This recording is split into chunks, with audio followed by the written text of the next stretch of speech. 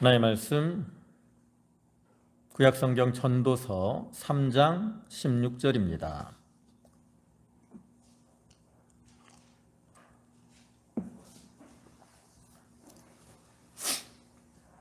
전도서 3장 16절 구약성경 페이지로는 951쪽.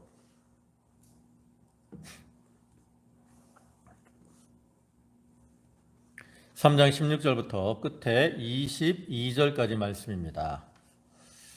한 절씩 교독하겠습니다. 또 내가 해 아래에서 보건대 재판하는 곳 거기에도 악이 있고 정의를 행하는 곳 거기에도 악이 있도다.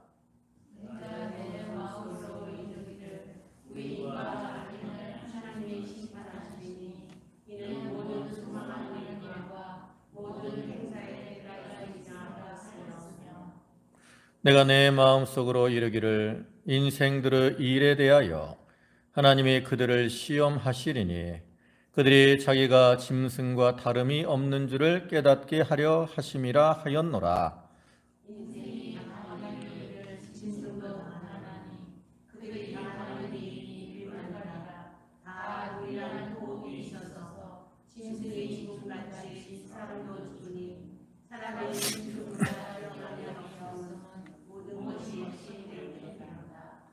다 흙으로 말미암았으므로 다 흙으로 돌아가나니 다 한 곳으로 가거니와.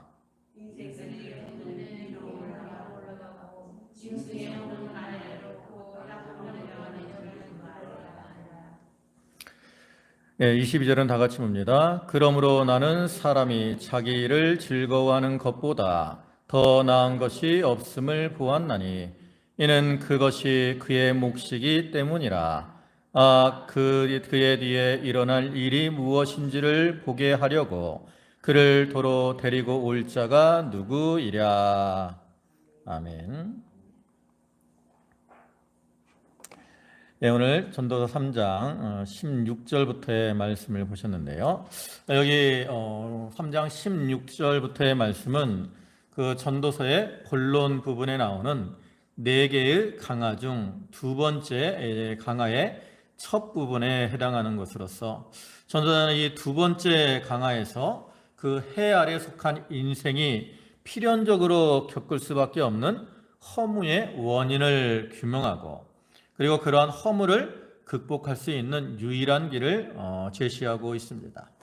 이러한 이 두 번째 강화의 첫 단락에서 이제 전도자는 해 아래 속한 인생을 허무하게 만드는 원인을 5가지로 제시함으로써 하나님을 의뢰하지 않는 인간의 삶은 궁극적으로 허무할 수밖에 없다라고 이제 강력하게 시사를 하고 있는데요. 그럼 여기서 전도자가 제시하는 그 해 아래 인생의 허무한 원인이 이제 5가지는 뭐냐? 첫째로는 죽음 앞에서 인간은 유한하고 또 유약하다는 것이고요. 두 번째로는 참된 위로자가 없다라는 거. 그다음에 셋째로는 참된 안식이 없다는 거. 그다음에 넷째는 참된 친구가 없다는 거.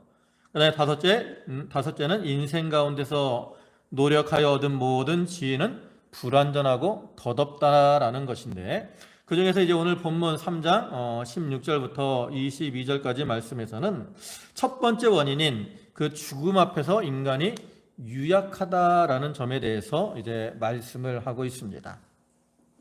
여기 본문에 나타난 교훈과 같이 모든 인생들은 죄로 인해서 죽을 수밖에 없는 그러한 인생이죠.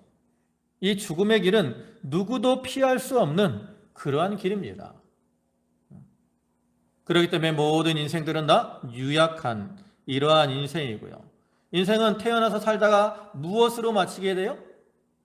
마침내는 죽음으로 마치게 된다라는 죽음으로 마치는 그러한 삶이기 때문에 그러한 이 세상에서 삶은 참으로 헛된 것일 수밖에 없는 것이죠.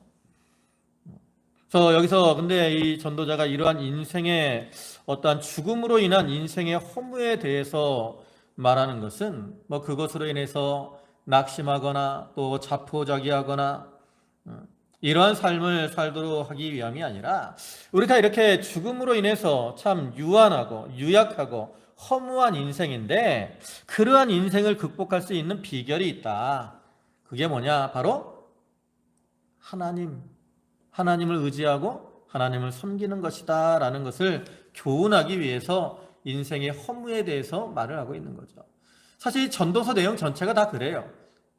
어떤 이 헛된 인생에 대해서 말하면서 그런 헛된 것을 따라가지 말고 그 헛됨을 벗어나서 우리가 가치 있고 의미 있는 삶을 사는 비결은 바로 하나님을 찾고 하나님과 동행하는 것이다. 이것이 이제 전도서의 어떤 주제라고 할 수 있거든요.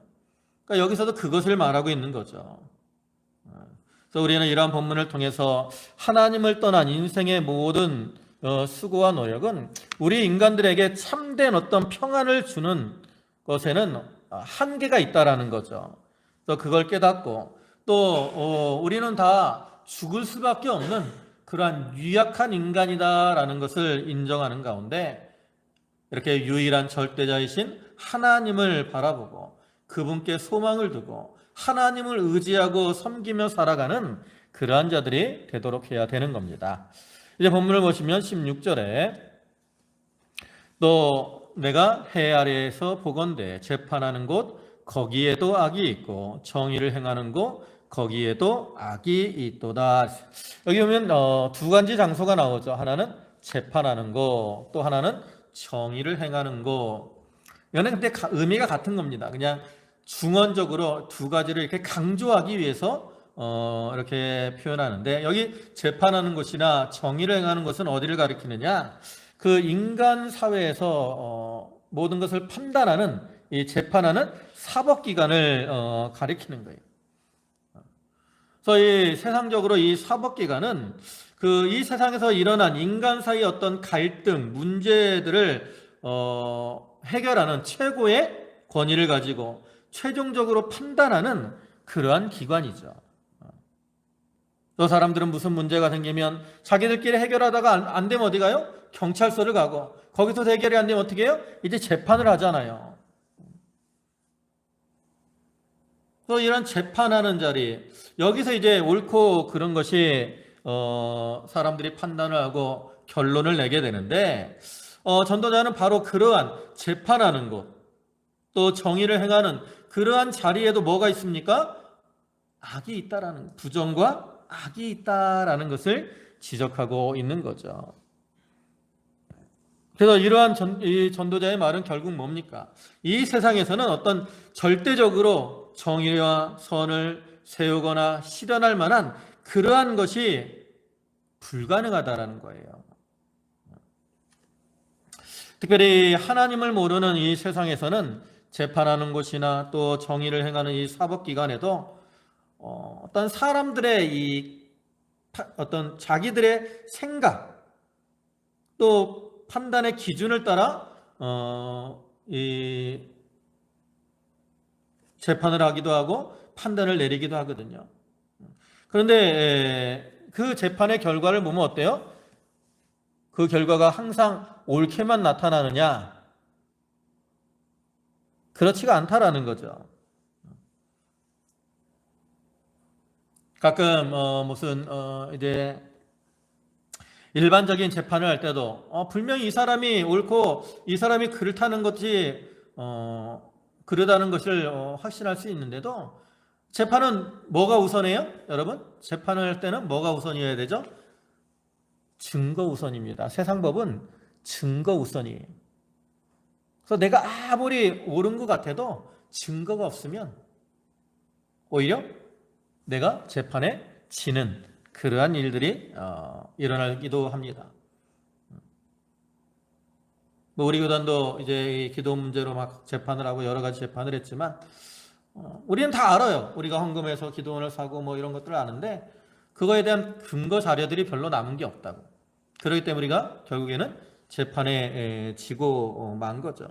그런 외에도 우리가 세상적으로 보면 이 재판이라는 것이 또 어떤 인정에 끌려서 또 뭐 이 돈 많은 돈 많은 사람들은 유전 무전 유죄라는 그런 말이 있는 것처럼 돈 때문에 돈 많은 사람들은 유능한 이러한 변호사들 사고 그래서 무죄로 풀려나고 이러한 일들이 비일비재하게 일어납니다. 이러한 일들이 일어나는 이유는 그 불신 세상 사람들은 하나님을 모르고 또 하나님 말씀도 모르고 그들은 자기 자신들이 어디 가운데 살아요? 어두운 가운데 살고 있어요. 그 어두운 가운데 이렇게 사는 자들이기 때문에 그들의 판단은 어둠에 눈이 가려져 있고 그렇기 때문에 바른 판단을 하지 못하는 거죠. 또 하나님을 떠난 이 세상의 판단의 기준은 뭐예요? 세상 어떤 법과 거기에 따라 이제 판단을 하는데 그렇기 때문에 그것이 하나님 앞에는 옳지 않게 나타나는 그러한 경우도 많이 있습니다. 우리가 예를 들면 이건 뭐 재판을 하는 건 아닌데 우리가 옳고 이런 것을 이제 판단을 할 때 믿지 않는 세상 사람들은 조상들에게 제사하는 것을 자기들의 예를 지키는 것이다 라고 생각을 하죠. 근데 우리는 성경 말씀을 기준으로 볼 때 성경에서는 이 죽은 자들에게 제사하는 것은 우상을 섬기는 죄가 된다라고 말씀을 하고 있어요. 그러니까 기준이 다른 거죠. 기준이 다르기 때문에 선악을 판단하는 또 결과가 다르게 나타나는 거예요.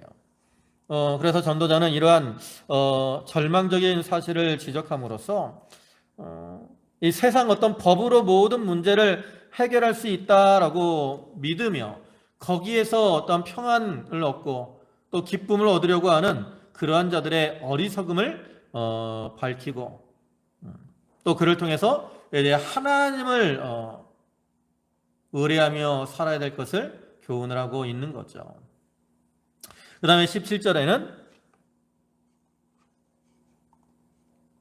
내가 내 마음속으로 이르기를 의인과 악인을 하나님이 심판하시리니 이는 모든 소망하는 일과 모든 행사에 때가 있음이라 하였으며 여기서 전도자는 이제 앞에서 살펴봤던 것, 즉 재판하는 곳 또 정의를 행하는 그러한 곳에도 악이 있어서 이 세상에서는 악인들이 득세를 하기도 하고 또 의인들이 억울한 일을 당하는 그러한 일들이 일어나기도 하는데 이제는 그것을 바라보지 말라는 거죠.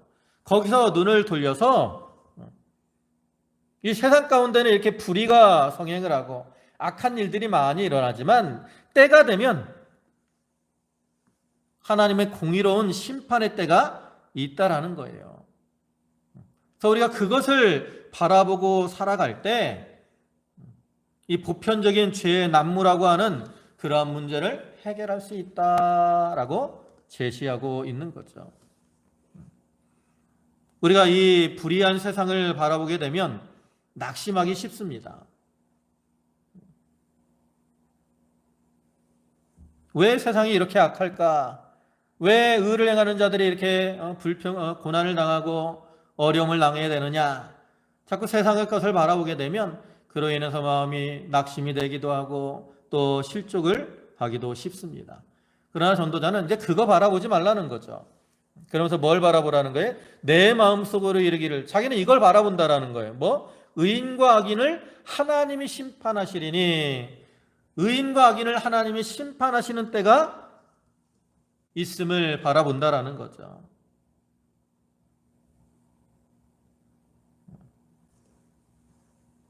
이러한 이 전도자와 같이 우리도 이 하나님이 모든 것을 계획하시고 주관하시고 섭리하시고 다스린다라는 이러한 신본주의적인 안목을 견지하는 것이 필요합니다. 우리가 그것을 바라볼 때 우리는 낙심하지 않아요. 시편 37편 12절을 보면 악인이 의인 치기를 꾀하고 향하여 그 일을 가는도다. 주께서 저를 웃으시리니 그날의 이름을 보심이로다. 악인이 칼을 빼고 활을 당기어 가난하고 궁핍한 자를 엎드려뜨리며 행위가 정직한 자를 죽이고자 하나 그 칼은 자기의 마음을 찌르고 그 활은 부러지리로다. 이와 같이 악인들이 득세를 하고 자기들의 권세, 힘을 가지고 의인들을 이렇게 핍박하고 그로 인해서 의인들이 고통을 당하는 그러한 일들이 일어나는 가운데 있을지라도 때가 되면 때가 이르는 거예요. 그러나 하나님께서 모든 것을 바로 세우신다라는 거예요. 그래서 여기 하반절에 뭐라고 그럽니까? 이는 모든 소망하는 일과 모든 행사에 때가 있음이라 그랬어요. 자기는 이렇게 의인과 악인을 하나님이 심판하시는 것을 소망하는데, 이러한 소망하는 일 그리고 그러한 행사가 이루어지는 것에는 다 때가 있다라는 거예요. 때가 있어요.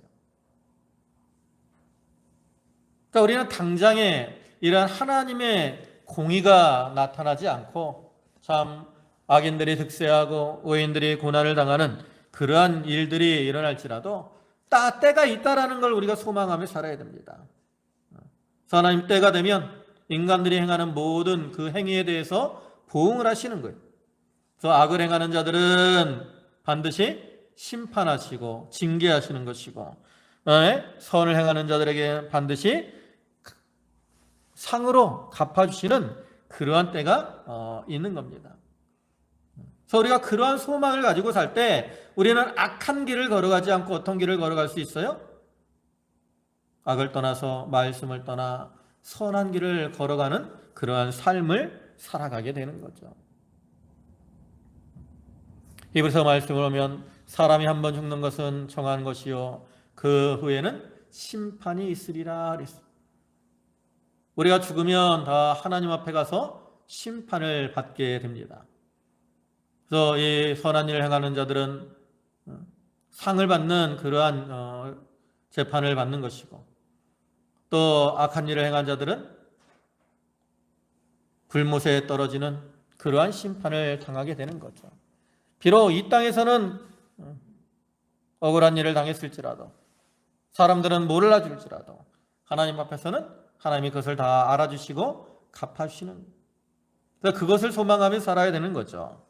또 그 다음에 18절에는 내가 내 마음속으로 이르기를 인생들의 일에 대하여 하나님이 그들을 시험하시리니 그들이 자기가 짐승과 다름이 없는 줄을 깨닫게 하려 하심이라 하였노라. 여기 보면 하나님이 인생들의 일에 대해서 그들을 시험하신다 그랬는데, 여기 시험하다라는 말은 히브리 언어로 바라르라는 단어를 사용하는데 문자적으로는 밝게 하다, 깨끗하게 하다라는 의미를 가지고 있어요. 그래서 금속을 이제 이 풀무나 도가니에 넣어서 가열함으로 불순물을 제거하는 이러한 행위를 가리키는데요. 그럼 여기서 하나님이 시험한다라는 의미는 뭐냐? 이 말의 근본적인 의미는 하나님께서 악을 허용하심으로 이렇게 인간들을 시험하시는 그러한 근본 목적은 그들이 하나님을 떠나 살 때 우리는 짐승과 다를 바가 없다라는 것을 깨닫게 하기 위해서 하나님이 우리를 시험하는 것이다 라고 말을 하는 거예요. 다시 말해서 우리에게 종종 다가오는 여러 가지 시험들을 우리가 어떻게 맞이하느냐에 따라서 그 사람은 참으로 의인의 삶을 살기도 하고 또 악인의 삶을 살기도 하는데, 의인의 삶을 사는 자들은 참으로 가치 있는 삶을 사는 것이지만 악인의 삶을 사는 자들은 짐승과 다를 바가 없다라는 거죠. 그럼 우리가 시험을 당할 때 의인의 삶을 산다는 건 어떤 거예요? 우리가 시험을 만났을 때 의인의 삶을 산다라는 것은 이 시험도 하나님께서 나에게 주신 것이다 라고 인정하는 가운데 이제 하나님을 의지하면서 고난 중에서도 소망을 잃지 않고 살아가는 그러한 자들이죠. 그러한 자들은 의인의 삶을 사는 자들이고, 그런 고난 가운데서도 생명의 삶을 살게 됩니다. 그래서 이 사드락 메삭 아벳느고가 풀무불의 시험이 왔을 때 이것이 하나님을 통해서 자기들에게 온 시험인 줄 알고 그 풀무불의 시험을 달게 지고 나갔어요. 그래서 하나님이 우리를 건져주실 것입니다 라고 믿었고, 또 그들의 믿음은 더 중요한 게 뭐예요? 그리 아니하실지라도 건져주지 않아서 자기들이 풀무불 가운데 들어가고 거기서 죽을지라도 이것이 하나님의 뜻이라면 자기들은 그것을 달게 감당하겠습니다 라고 고백을 했다라는 거죠. 그러니까 그 결과가 뭡니까? 그들은 풀무불 가운데서도 생명을 얻을 수 있었어요. 다니엘도 마찬가지죠. 사자굴의 시험이 왔을 때 비록 사람들로 인해서 자기에게 시험이 왔지만 다니엘은 그것이 하나님의 뜻을 따라 자기에게 주어진 줄 알고 그 시험 가운데서도 그 믿음을 변치 아니하고 전에 행하던 대로 예루살렘을 향하여 창문을 열어놓고 하루 3번씩 기도하는데 하나님 앞에 감사하였더라 그랬잖아요. 감사하였더라. 그러한 변함없는 믿음을 행하고 나가니까 비록 사자굴에 던져져서 죽을 것 같았지만 하나님이 그를 살려주셨고 그를 통해서 그 믿음이 나타난 거예요. 여러분, 다니엘의 시험이나 이 사드락 메삭 아벳느고의 시험을 통해서 우리가 뭘 깨달을 수 있습니까? 그들은 전적으로 하나님을 의지하고 신뢰하는 믿음의 삶을 살았다라는 것을 깨달을 수 있는 것이고요. 그들은 육신의 것을 바라보지 않고 하나님을 바라보는 삶을 살았다라는 것을 깨달을 수 있는 거죠. 그 시험을 통해서 그것이 드러난 거예요. 반면에 이제 시험이 올 때 이런 하나님의 섭리로 온 것을 인정하지 않고 이렇게 참 불평과 불만을 일삼고 거기서 하나님을 떠나서 불의를 행하는 그러한 자들도 있어요. 그러한 자들은 어떤 결과를 맞아요? 짐승과 다를 바가 없는 그러한 비참한 결과를 맞이하게 되는 겁니다. 그러니까 우리 인간들은 이 고난 중에도 하나님을 의지할 때는 그러한 고난의 의미까지도 이해할 수 있는 그러한 존재들이고요. 그러한 면에서 이 어떠한 육신의 본성만을 따라 행하는 짐승과 구별될 수 있는 이러한 존재들입니다. 그래서 우리는 이 고난을 통해서 하나님이 우리로 하여금 하나님을 찾고 하나님께 가까이 나아가서 영으로 하나님과 동행하는 이러한 자가 되라고 하시는 줄 알고 이 어떠한 시험, 어려움이 닥쳐오더라도 낙심하지 말고 하나님을 의지하며 사는 그러한 자들이 되어야 되는 거죠. 또 19절에는 인생이 당하는 일은 짐승도 당하나니 그들이 당하는 일이 일반이라 다 동일한 호흡이 있어서 짐승이 죽음같이 사람도 죽으니 사람이 짐승보다 뛰어남이 없음은 모든 것이 헛됨이로다. 다 흙으로 말미암았으므로 다 흙으로 돌아가나니 다 한 곳으로 가거니와 그랬어요. 여기 보면 인생이 당하는 일을 짐승도 당한다 그랬어요. 여기서는 이제 유한한 인간의 한계를 보여주는 거죠. 즉 죽음의 문제를 스스로 극복하지 못하는 한계를 지닌 인간은 이제 짐승과 다를 바가 없다라는 거죠. 그를 통해서 이제 이 하나님을 떠난 인생의 허무함과 무가치함을 선명하게 드러내고 있는 거예요. 여러분, 육체적으로 볼 때는 이 사람의 육체나 짐승의 육체가 차이가 없습니다. 여러분, 인간의 이 짐승의 육체가 뭐로 만들어졌어요?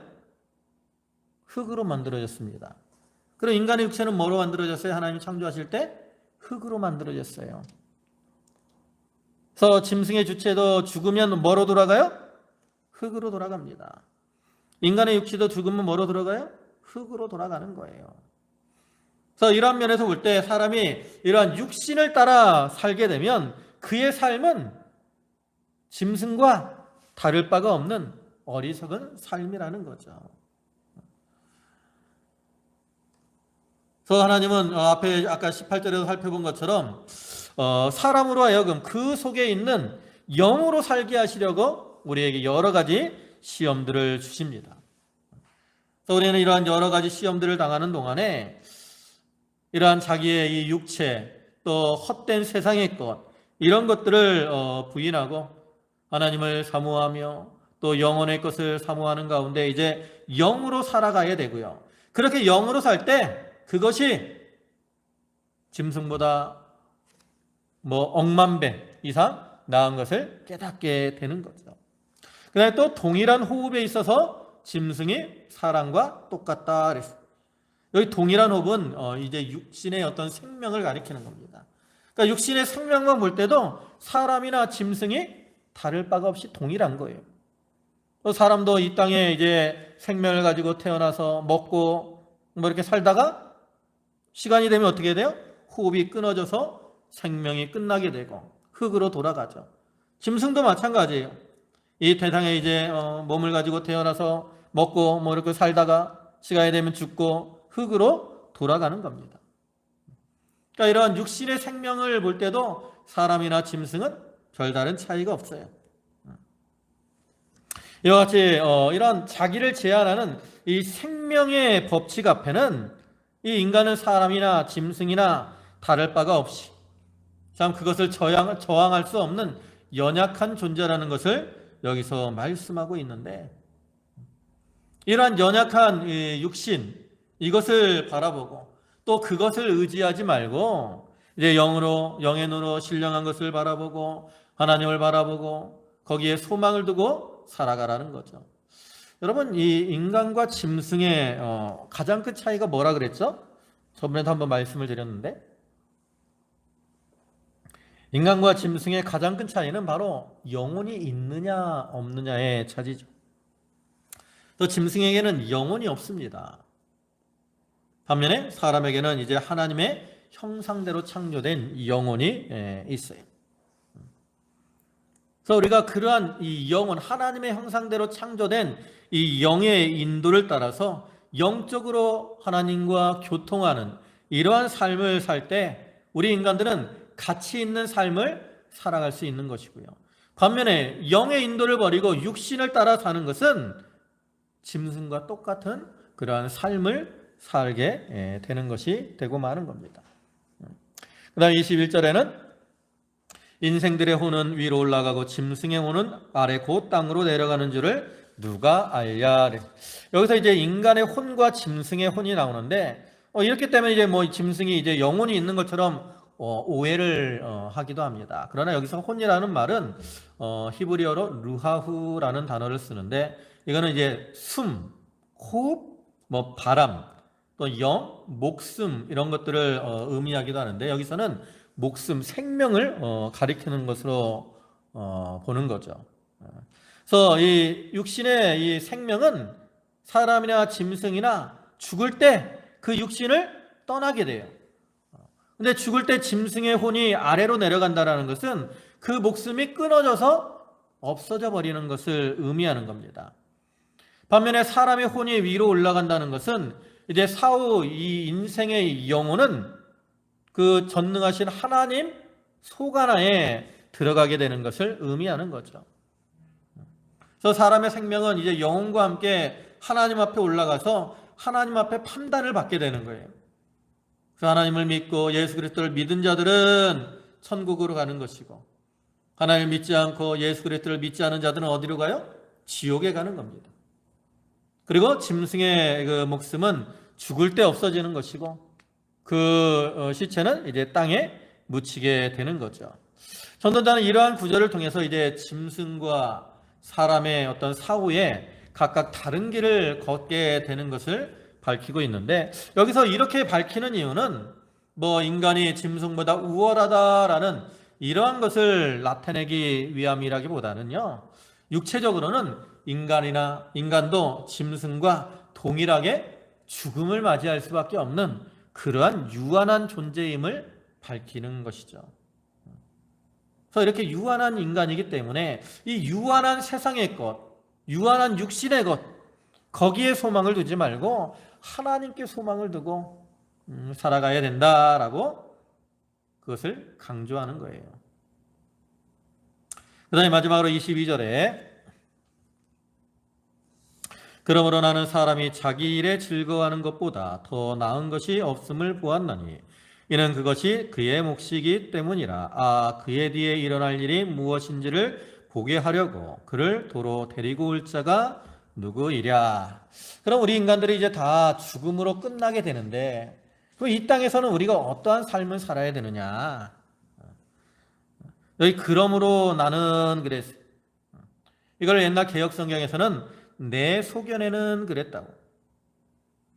그러니까 이 말은 내가 보기에는 이러한 의미로서 전도자가 자기가 과거에 체험했던 이러한 경험들을 근거해서 이렇게 사는 것이 바로 사는 것이다라고 교훈을 하는 거죠.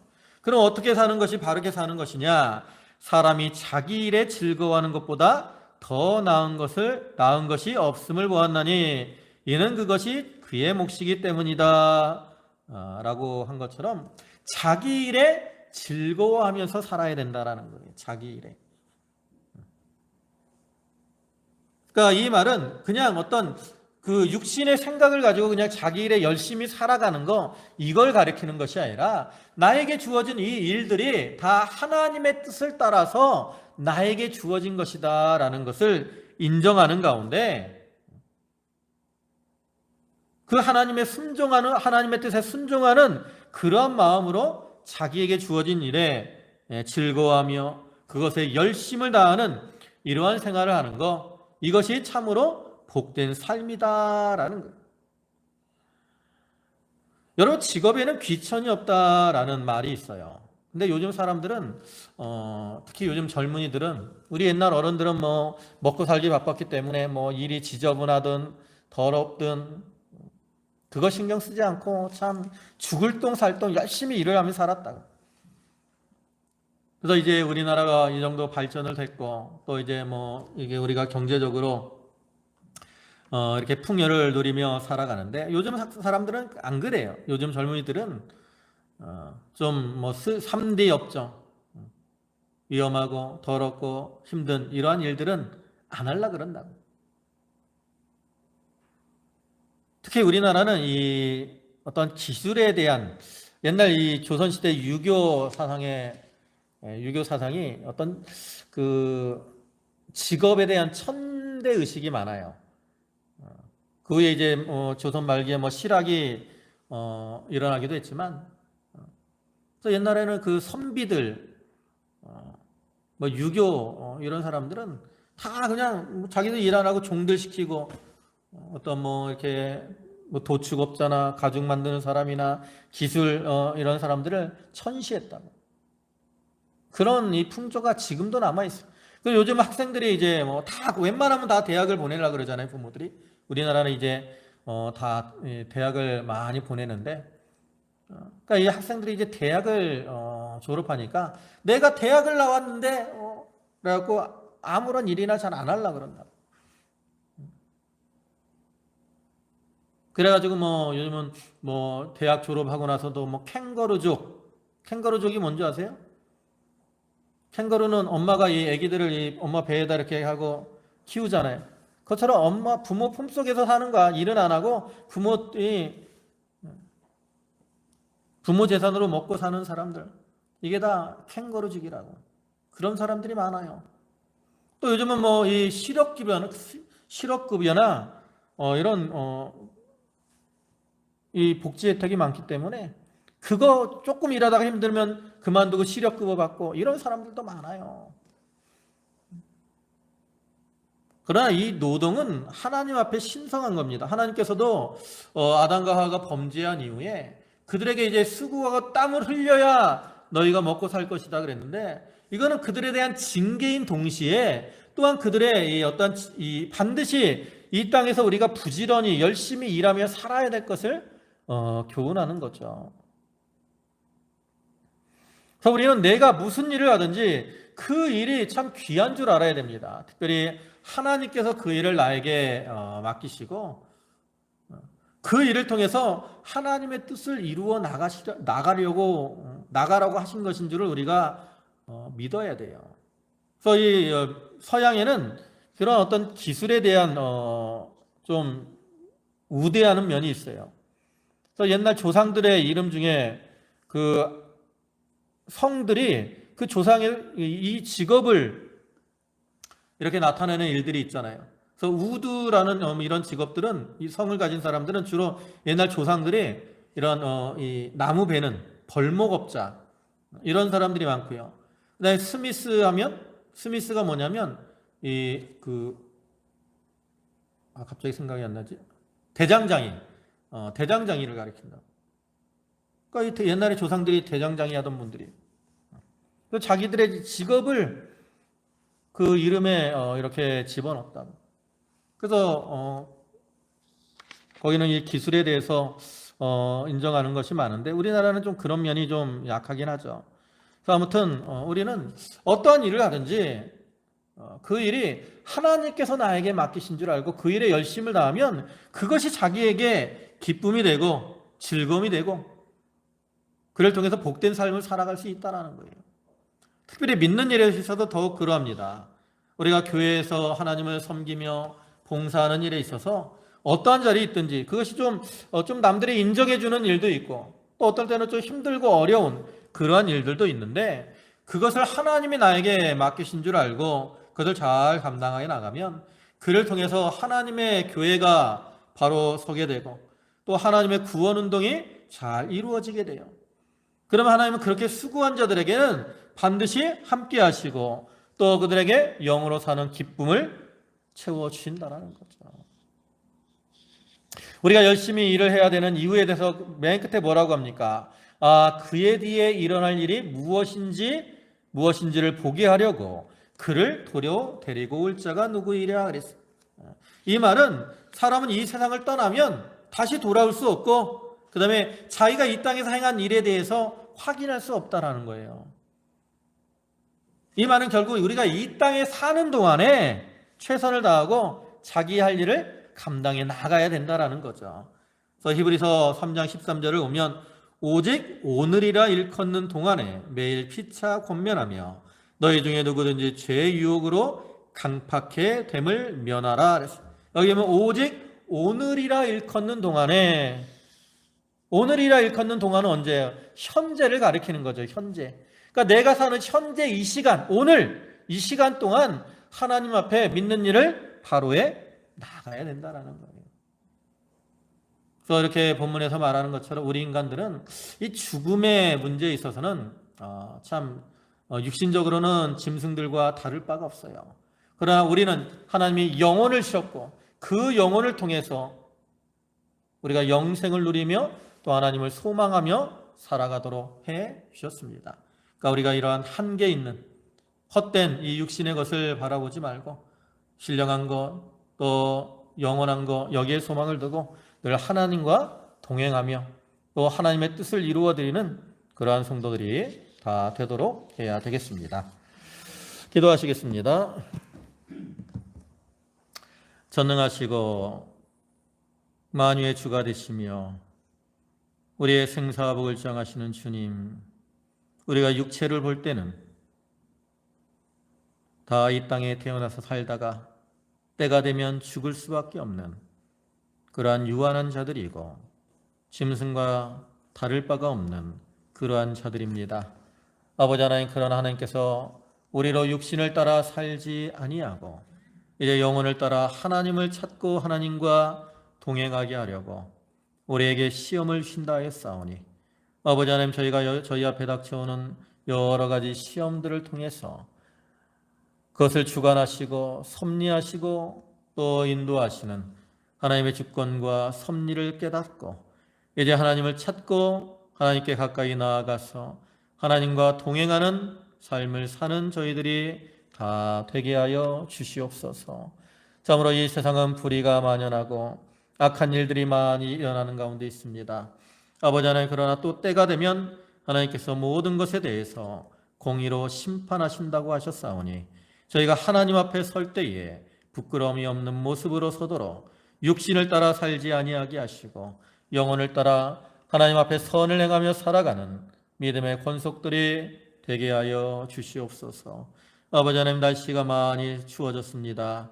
저희 성도들 건강을 지켜주시고 또 이렇게 수확하는 모든 일들 가운데서도 하나님이 어려움이 없도록 지키시고 보호하시고 함께하여 주시옵소서. 모든 것을 주님께 맡기옵고 예수님의 이름으로 기도 올리옵나이다. 아멘.